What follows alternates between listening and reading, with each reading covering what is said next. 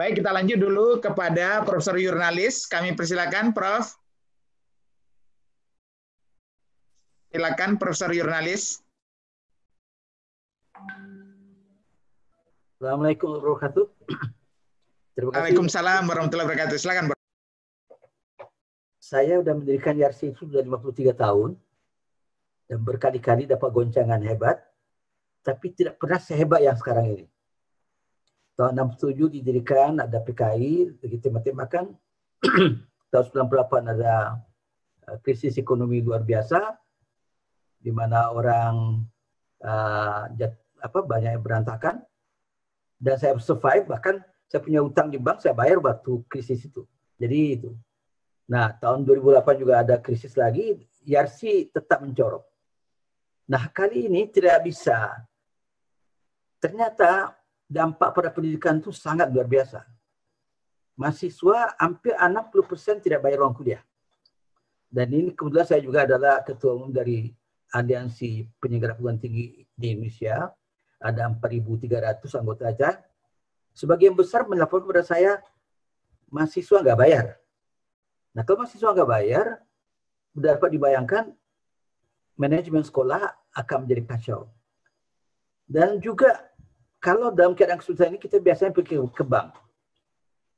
Kita tekan akad dengan bank, pembayarannya tidak bisa langsung sekaligus dan sebagainya. Waktu kita datang ke bank, mencairkan yang kedua kali, tiga kali, bank pun susah rupanya. Karena rupanya banyak sekali debitur-debitur yang tidak bayar utang. Dan supaya kayak tadi dikatakan hanya bayar bunga saja, itu pun tidak cukup. Jadi bank pun kesulitan. Jadi ini yang saya bayangkan bahwa COVID ini mempunyai dampak luar biasa. YARSI pada saat ini tidak mempunyai solusi selain daripada ke bank, walaupun kita punya cara-cara lain untuk mencoba mengatasinya. Dan yang jelas mahasiswa sekarang tidak mungkin lagi sekolah seperti biasa. Pemerintah menyarankan supaya dilakukan dengan distance learning, dan itu YARSI sudah menyiapkan aparat untuk itu, infrastruktur juga ada, tapi belum kita bisa mulai, tiba-tiba COVID muncul. Sehingga suka tidak suka, siap tidak siap, YARSI harus menyelenggarakan distance learning itu. Dan sekarang sudah berjalan. Sebagai proses dia sudah jalan, tapi hasilnya kita tidak tahu. Terutama untuk kedokteran. Kedokteran itu memerlukan hand-on. Dan hand-on ini mulai daripada simulator sampai pada manusia yang sebenarnya. Nah itu sekarang stop sama sekali.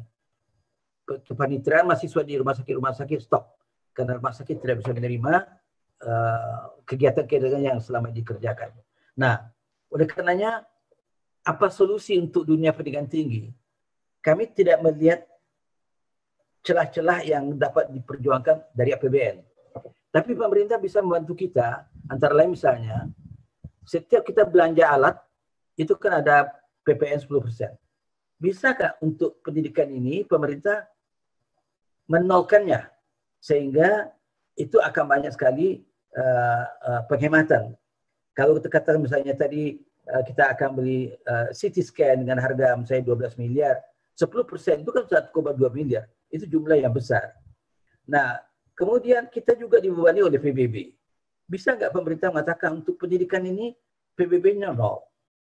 Nah, begitu juga mengenai pajak badan. Walaupun YARSI itu yayasan, itu kan sebenarnya usaha sosial. Tapi pajak badannya sama aja dengan PT, besar sekali. Jadi kalaulah itu misalnya dapat keringanan, barangkali akan sangat membantu. Listrik misalnya, mungkin nggak untuk dunia pendidikan dibayar hanya separuh aja. Kayak YARSI itu, dia bayar listrik satu bulan itu 1,3 miliar. Bayangkan satu tahun itu berapa belas miliar itu. Jadi kalau itu dikurangi separuh aja, maka sudah akan sangat membantu dengan penghematan itu. Jadi kalau ada dapat perjuangan, mungkin cara ini bisa. Karena untuk mencari charity institution sekarang ini, untuk Indonesia sekarang saya kira tidak ada. Untuk di luar negeri juga saya kira sama saja kesulitan-kesulitan itu. Jadi kita memang menghadapi banyak masalah dengan COVID ini, dan salah satu masalah pendidikan, saya tidak tahu bagaimana mengatasinya. Mungkin kawan-kawan bisa memberikan saran kepada saya. Sekian saja, bila itu